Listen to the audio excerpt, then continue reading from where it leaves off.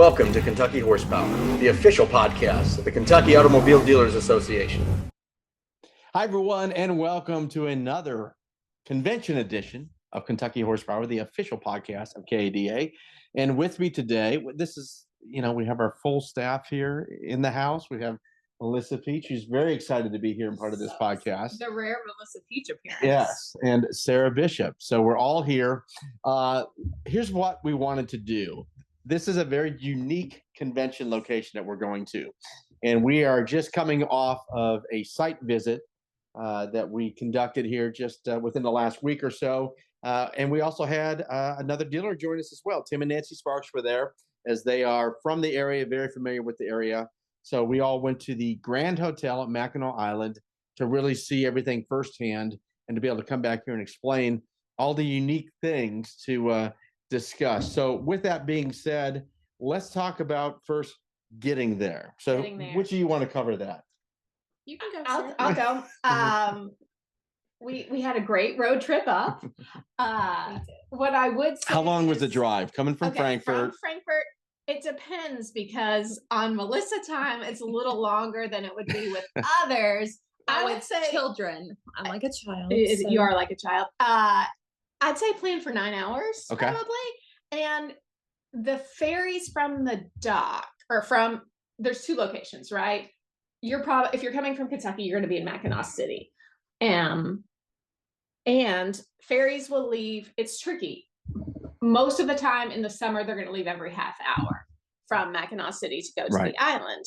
So you arrive, they get your luggage out of your car, they tag it for Grand Hotel. Then you'll see it again when you get to the hotel. So they tend to it during all of that process. Right. And then talk a little bit about the ticketing process and all of that.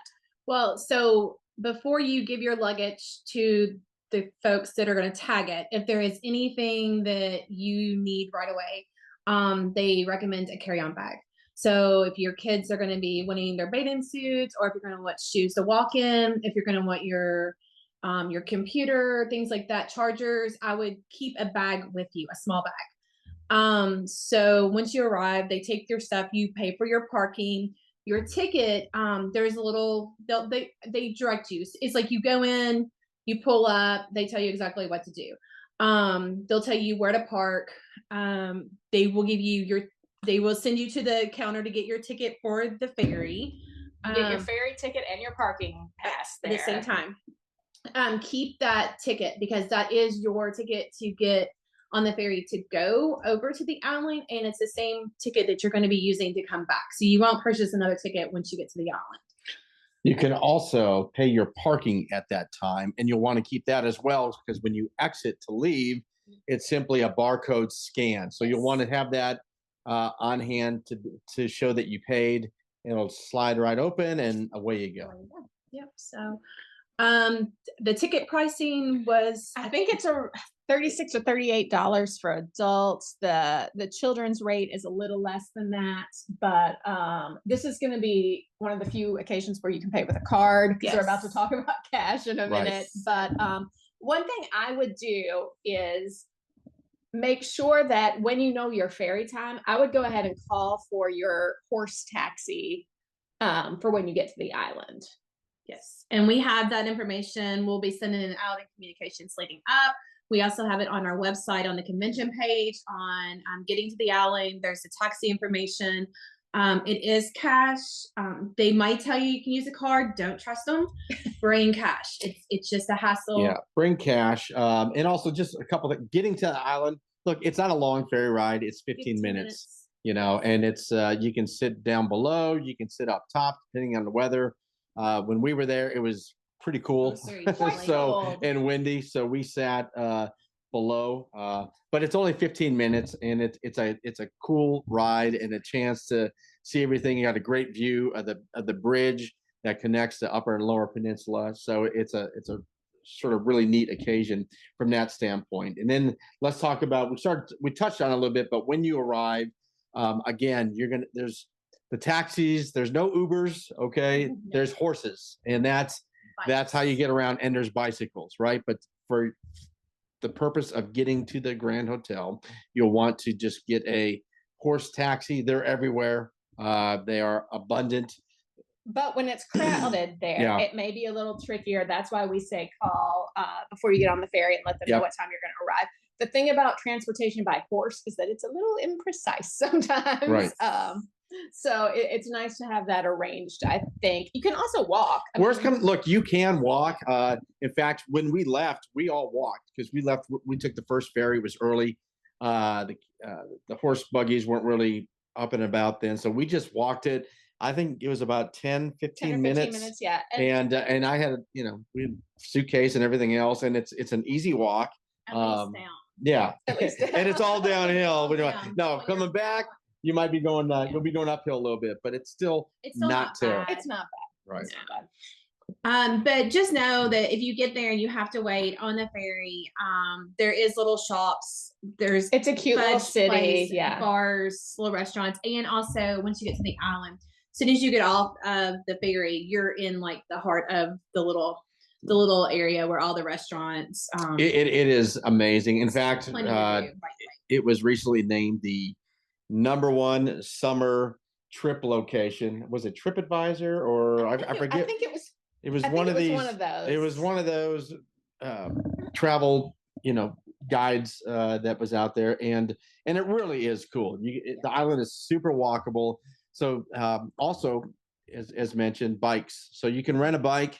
You can bring a bike if you want to. If you're driving up and you want to throw some bikes in, you can. Let's talk about e-bikes real quick because there's some things to know about that. So there's several opportunities for bike rental on the island. There's one at the hotel, and then there's a few in town. None of those are going to rent e-bikes. Right. The rules with e-bikes are a little different. You can bring them on, but they kind of discourage it a little bit. It's a little vague, but what they've told us is at the point of the ferry when you're loading up, they're not the bike police. They're not going to say you can bring this, can't bring that. They were very clear on that. There is ordinance description as far as what sort of bike. Really, what they want is pedal assist. What they shy away from is the full throttle bikes where you just hit the throttle and go. Because it's basically a car. Because it's basically like a car. And so, just keep that in mind. But I think, we'll also put a link on as far as if you want to read the exact ordinance. But what they told us was they're not going to enforce that at the time of entry or when you go to board the ferry. And when we boarded, saw all kinds of people with bikes of different types. So take that for what it's worth. Okay, so we've talked ferry, we've talked cash, we've talked taxi, we've talked a little bit about walking. Let's talk about dress on and off or the property. So just remember tennis shoes, comfortable shoes to walk around in. I did not. Did not. So I'm just giving everybody the good advice to bring some shoes. Let's talk about on property. Yeah, so on property, look, if you want to experience the benefits of the entire property, right? And this is literally the Grand Hotel is a grand old property. It is extremely unique and amazing. And I'd encourage you to want to have access and explore all aspects of the property. Saying that, guys, coat and tie. There will be requirements of coat and tie. Certain parts of the property, there are parts you don't have to ever wear a coat and tie, but it's after 6:30 p.m. And it's going to be if you're in the formal dining area or even that formal front hall. It's called the parlor level. Right, parlor level. Which is The lobby. effectively the lobby. You're It's not where you sitting. come. It's not where you come in to check in, Right. but it's Right. effectively the lobby. Right. So the gentleman, the expectation is to be coat and tie. After 6:30. After 6:30. They have, drinks and dancing every night, and Right. it's very old world, and it's kind of cool. It's very cool.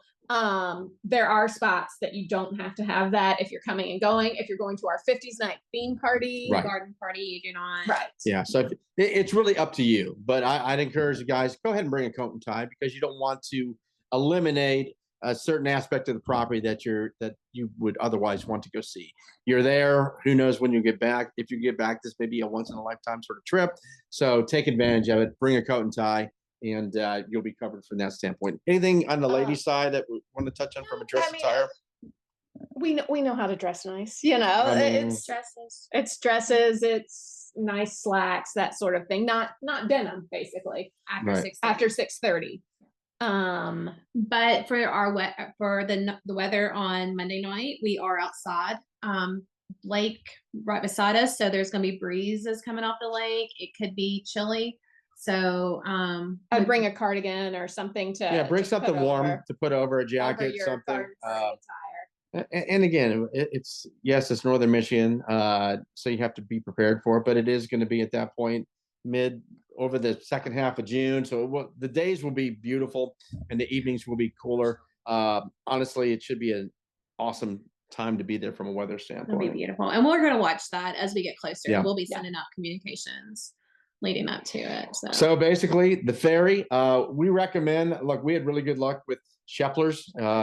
They're one of the oldest, most established. You can go to the website, Shepler's Ferry. You can see the schedule, all the details that you want from there.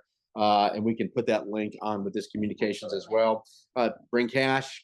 You're not going to be giving cards to anybody, especially regarding transportation.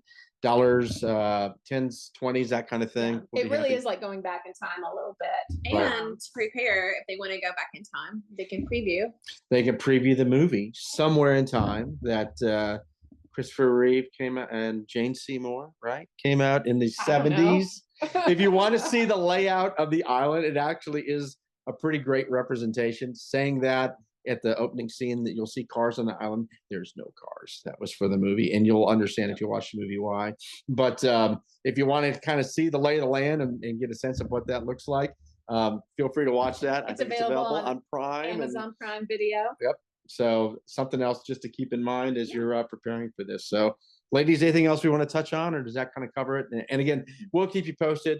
It's a unique property. We understand you may have questions. Reach out to us via email, text, call, whatever. We'll answer as best we can, but we're expecting a great turnout. We full house. I mean, our room block really, is really good turnout. taken. So it's going to be a great event. We're really excited to see you all there. And again, don't hesitate to reach out with any questions. Any parting words, ladies? That's it. We can't wait to see you. See you, Mitch. Thank you all. We'll see you in Mackinac Island.